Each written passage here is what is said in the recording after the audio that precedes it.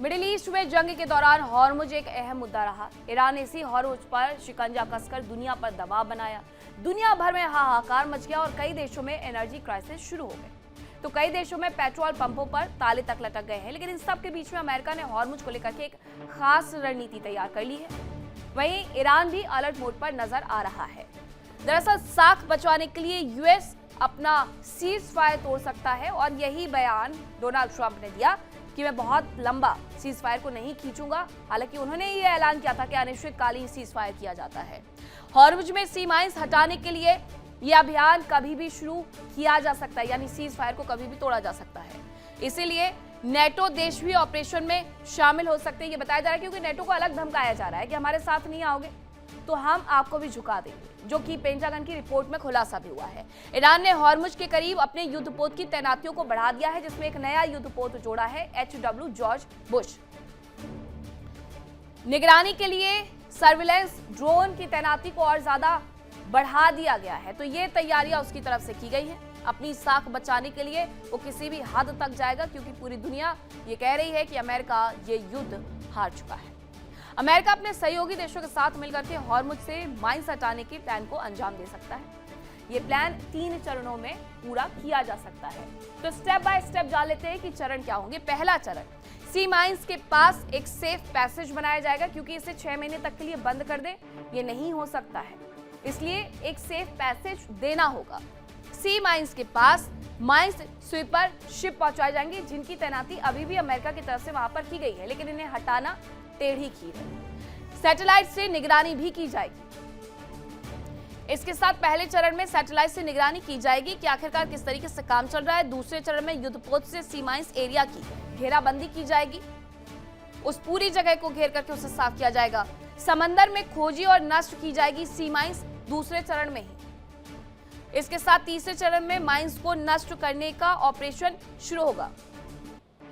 तीसरे चरण आते आते से नष्ट कर पाएंगे। सोनार तकनीक का इस्तेमाल इसके लिए बाकायदा किया जाएगा। सी ड्रोन या टॉर्पीडो का भी इस दौरान इस्तेमाल किया जा सकता है। तो ये 3 स्टेप होंगे जिसके तहत अमेरिका यहां से माइंस को हटाने का काम कर सकता है। तो ये तमाम तैयारियों के बीच में आपको ये भी बताएं कि ईरान और अमेरिका दोनों ही देशों ने हॉर्मुज पर पहरा बैठाया। कई देशों के जहाज ऐसे भी रहे जो दोनों ही देशों की सेनाओं को धोखा दे करके वहां से निकल गए। ये जहाज एक खास रणनीति से हॉर्मुज पार करने में सफल हुए। अब आपको बताते हैं कि इन जहाजों ने ईरानी और अमेरिकी जवानों को धोखा देने के लिए अपनी रणनीति किस तरीके से बनाई थी। बड़े हमले से बचने के लिए जहाजों की स्ट्रेटजी थी। एक साथ हॉर्मुज से 3 से 4 जहाज गुजरते थे। हॉर्मुज से बाहर केवल छोटी नावों से अटैक होता है। युद्धपोत का इस्तेमाल नहीं कर रहा है अमेरिका हालांकि अभी तक, और हॉर्मुज से गुजरते हुए लोकेशन इन जहाजों की तरफ से बंद कर दिए जाते थे, जो गुट में 3 से 4 जहाज चल रहे थे। और जहाजों की रियल टाइम लोकेशन खोजने में इस वजह से परेशानी होती थी, क्योंकि वो अपनी लोकेशन को बंद करके चल रहे थे। दिन की बजाय रात में हॉर्मुज से ये जहाज गुजरते थे और कम विजिबिलिटी में जहाजों को ट्रेस करने में दिक्कत आती है। जहाजों को तेज चलाने से नावें नहीं उनका पीछा कर पाती हैं, उनका पीछे पीछे वो नहीं जा पाती हैं। इस वजह से उन जहाजों का वहां से निकलना आसान हो जाता है। अब एक और बड़ी खबर है कि ईरान में सड़कों पर लोग उतर करके सरकार और सेना के समर्थन में प्रदर्शन कर रहे हैं। उनके समर्थन में ये लोग उतरे हुए हैं, जुटे हुए हैं। लोगों ने सरकार के समर्थन में नारे भी लगाए हैं। फरमान केवल सैयद मुस्तफा का है, प्रदर्शनकारियों का ये कहना है। ईरान की सड़कों पर प्रदर्शनकारियों की संख्या में हर दिन इजाफा हो रहा है। हर दिन वहां पर प्रदर्शनकारी बढ़ते जा रहे हैं। लोगों ने सरकार के समर्थन में नारे लगाए और कहा कि सिर्फ और सिर्फ अगर हम किसी का फरमान मानेंगे तो वो मुस्तफा खामनेई का मानेंगे, सैयद मुस्तफा का मानेंगे। ये प्रदर्शन की तस्वीर है। अब ऐसे ही आम हो गई हैं कि हर चौराहे से, ईरान के हर शहर से ऐसी तस्वीरें सामने आने लगी हैं, जहां बड़ी संख्या में लोग एकत्रित होकर के अपनी सरकार और सेना का समर्थन करते हुए नजर आ रहे हैं। आप जरा ये तस्वीर देखेंगे, आपको बड़ी संख्या में सिर्फ और सिर्फ लोग नजर आएंगे। हर तरफ ये लोग फैले हुए हैं, हर चौराहे पर ये लोग उतर करके प्रदर्शन कर रहे हैं। ये अमेरिका को और इजराइल को मुंहतोड़ जवाब है, जहां के नेता ये कहते रहे, यानी डोनाल्ड ट्रंप और नेतन्याहू ये कहते रहे कि ईरान की जनता सड़कों पर उतरे और अपनी सरकार और अपनी सेना के खिलाफ प्रदर्शन करे। लेकिन यहाँ के लोग सड़कों पर उतरे और अपनी सेना और अपनी सरकार के समर्थन में प्रदर्शन करने लगे हैं। इसी के लिए मुस्तफा खामनेई ने अपनी जनता को धन्यवाद भी दिया, जो सोशल मीडिया पोस्ट किया उन्होंने, इसीलिए उन्होंने इन लोगों को धन्यवाद दिया क्योंकि ये ईरान की ताकत बन चुके हैं। अब एक और खबर आपको बताती हूँ, जहां हॉर्मुज में अंडर सी केबल्स पर बड़ा खतरा मंडरा रहा है। केबल्स को नुकसान पहुंचाने से इंटरनेट की व्यवस्था ठप पड़ सकती है। ये बताया जा रहा है कि अभी तक जो आप कामकाज घर बैठकर के मोबाइल के माध्यम से कर रहे हैं, उस पर कभी भी ब्रेक लग सकता है, क्योंकि IRGC की तरफ से कड़ी चेतावनी दी गई है कि वो इंटरनेट केबल्स को भी नुकसान पहुंचाएगा अगर इस युद्ध को नहीं रोका गया, और इसकी वजह से पूरी दुनिया में इंटरनेट थम जाएगा। गल्फ कंट्रीज से होकर के समुद्र के नीचे से होकर के जो केबल्स गुजरती हैं, सीधे सीधे उन्हें टारगेट किया जाएगा, जिसकी वजह से दुनिया भर में इंटरनेट ठप होगा। और ये प्रेशर IRGC अमेरिका पर बनाएगी ताकि अमेरिका झुकने के लिए तैयार हो जाए, क्योंकि हॉर्मुज पर नाकेबंदी करके अमेरिका ईरान पर प्रेशर बना रहा है। तो ईरान अब कैसे आगे बढ़े और अमेरिका पर प्रेशर बनाए? तो उसके पास सिर्फ एक ही ऑप्शन बचा है कि वो अंडरसी केबल्स को नष्ट कर दे, और अंडरसी केबल्स को बनाना इतना आसान नहीं होता है, और ना ही उन्हें बिछाना इतना आसान होता है। महीनों सालों का वक्त लगता है, तब जाकर के आप उन्हें रिपेयर कर सकते हैं या फिर दोबारा से बिछा सकते हैं। और अगर IRGC की तरफ से ये कर दिया जाता है तो ये समझ लीजिए, बैंकिंग से लेकर के वर्क फ्रॉम होम तक सब पर ताला लगने वाला है।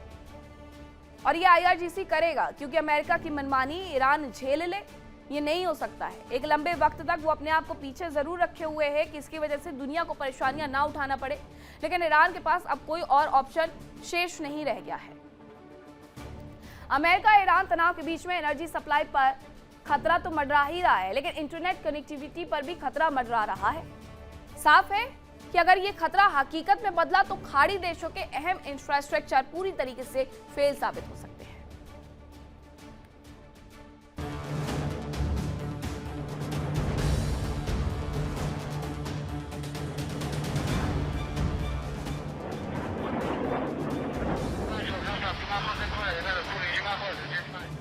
हॉर्मुज को लेकर दुनिया भर में टेंशन है। इस रास्ते से होने वाली तेल और गैस की सप्लाई लगभग बंद हो गई है, लेकिन इससे भी बड़ी टेंशन आ सकती है, और ये खतरा मंडरा रहा है हॉर्मुज में बिछी अंडरसी केबल्स पर। अमेरिका ईरान के बीच जारी युद्ध के दौरान स्ट्रेट ऑफ हॉर्मुज के नीचे बिछे अंडरसी इंटरनेट केबल्स पर खतरे की चेतावनी दी गई। इस वजह से खाड़ी देशों की कनेक्टिविटी पर बड़ा असर पड़ सकता है। IRGC ने इंटरनेट केबल को लेकर चेतावनी जारी की, जिसके मुताबिक फारस की खाड़ी में डिजिटल इंफ्रास्ट्रक्चर को निशाना बनाया जा सकता है। ईरानी मीडिया की रिपोर्ट के मुताबिक अब तक स्ट्रेट ऑफ हॉर्मुज को तेल और जहाजों के लिए अहम रास्ता माना जाता था, लेकिन अब खतरा समुद्र के नीचे बिछे इंटरनेट केबल से जुड़ गया है। हॉर्मुज स्ट्रेट में मौजूद अंडरसी डेटा केबल काफी संवेदनशील है, और इनमें किसी भी तरह की रुकावट पूरे इलाके की इंटरनेट सेवा पर बड़ा असर डाल सकती है। अगर एक साथ कई केबल को नुकसान पहुंचता है तो फारस की खाड़ी में बड़े स्तर पर इंटरनेट बंद हो सकता है। हॉर्मुज स्ट्रेट डिजिटल कनेक्टिविटी के लिए बेहद जरूरी है। कई बड़े सबमरीन केबल सिस्टम जैसे फॉल्कन, AAE-1, TGN गल्फ और सीमी भी इसी रास्ते या इसके आसपास से गुजरते हैं। यही केबल खाड़ी देशों में इंटरनेट बैंकिंग, क्लाउड सर्विस और कम्युनिकेशन को चलाते हैं। समस्या ये है कि सभी केबल एक ही सकरे इलाके में मौजूद है, जिससे जोखिम और बढ़ जाता है। रिपोर्ट के अनुसार UAE, कतर, बहरीन, कुवैत और सऊदी अरब जैसे देश इन केबल पर बहुत ज्यादा निर्भर है, और किसी भी बाधा का असर इन देशों पर तुरंत पड़ सकता है। इससे पहले भी दुनिया में अंडरसी केबल्स पर खतरा मंडरा चुका है। 2024 और 2025 में रेड सी में कई अंडरसी केबल खराब हो गए थे, जिससे इंटरनेट की स्पीड धीमी हो गई और कई जगह सेवाएं प्रभावित हुई। इन केबल को ठीक करने में महीनों लग गए, क्योंकि इस इलाके में काम करना आसान नहीं था। ईरान समर्थित हूती विद्रोहियों की ओर से पहले ऐसे ढांचे को निशाना बनाए जाने की घटनाएं भी सामने आ चुकी हैं, जिससे ये डर और बढ़ गया है कि भविष्य में इंटरनेट केबल भी बड़े युद्ध का हिस्सा बन सकते हैं। एक्सपर्ट्स का मानना है कि ईरानी मीडिया की रिपोर्ट सिर्फ जानकारी नहीं दे रही, बल्कि एक तरह से संकेत भी दे रही है कि केबल कितने महत्वपूर्ण और संवेदनशील हैं। रिपोर्ट में केबल रूट, लैंडिंग स्टेशन और डेटा सेंटर का जिक्र किया गया है, जो ये दिखाता है कि इन जगहों पर किसी भी रुकावट का असर बहुत बड़ा हो सकता है। Bureau report, India daily.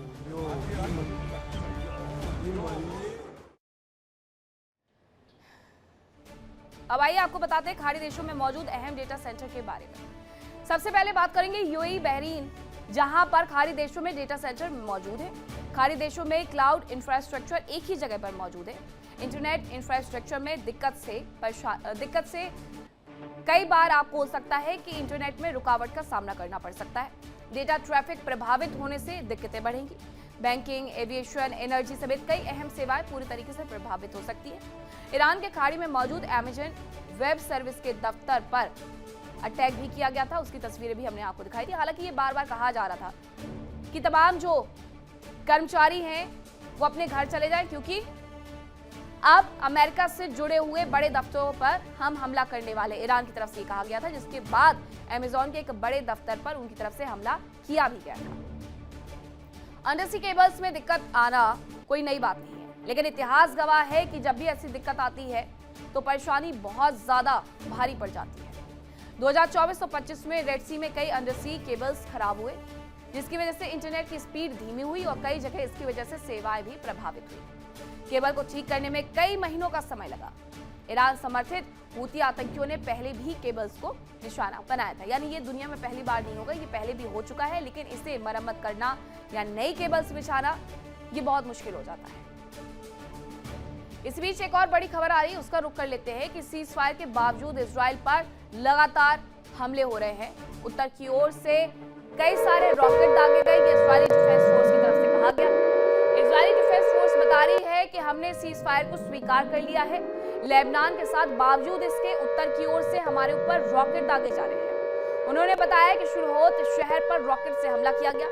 Rocket launching post पर पलटवार भी किया गया है। ये उनकी तरफ से तमाम जानकारियां यानी इजरायली डिफेंस फोर्स की तरफ से दी गई हैं, जिसमें उन्होंने बताया कि रॉकेट अटैक अभी भी रुक नहीं रहे हैं। यही बात मैंने आपसे कही थी कि उत्तरी इजराइल पर लगातार हमले हो रहे हैं, जो कि हिजबुल्लाह की तरफ से किए जा रहे हैं। हिजबुल्लाह नहीं चाहता कि शांति लेबनान और इजराइल के बीच में आ जाए, क्योंकि हिजबुल्लाह हमला करेगा तो इजरायली डिफेंस फोर्स पलटवार करेगी दक्षिणी लेबनान की तरफ, और इससे सीज फायर उनका टूट जाएगा। सीज फायर का सपना ही बन करके रह जाएगा। इसीलिए वो बार बार इस तरीके से हमले वहां पर करते हैं। अब इजरायली डिफेंस फोर्स की तरफ से ये बताया गया है कि शुरुआत शहर पर रॉकेट से हमला किया गया। रॉकेट लॉन्चिंग पोस्ट पर पलटवार भी किया गया है। ये उत्तर की ओर से रॉकेट उनकी तरफ से दागे जा रहे हैं, यानी हिजबुल्लाह की तरफ से ये रॉकेट उन पर दागे जा रहे हैं, जिसके बाद बड़ी कार्रवाइयां देखने को मिलती है सीधे लेबनान में, दक्षिणी लेबनान में खास तौर पर। उत्तरी लेबनान में उस तरीके से हमले नहीं किए जाते हैं, बल्कि इजराइल कहता है कि उत्तरी लेबनान में रहने वाले लोगों के साथ हम खड़े हैं, लेकिन दक्षिणी लेबनान गढ़ माना जाता है हिजबुल्लाह का। ऐसे में लगातार वहां पर वो भी हमले करते रहता है। दोनों देशों के बीच में सीज फायर को 3 हफ्ते के लिए बढ़ा दिया गया है, लेकिन हमले नहीं खत्म हुए हैं। ये वो सीज फायर है जिसमें हमले लगातार चल रहे हैं, क्योंकि सीज फायर सरकार से हुआ है और सिरदर्द हिजबुल्लाह है। देखिए इंडिया डेली 24/7 अब आपके स्मार्ट टीवी पर। इंडिया डेली मौजूद है सभी डिजिटल प्लेटफॉर्म पर लाइव और लगातार। इंडिया डेली 24/7 हर दिन राष्ट्र को समर्पित।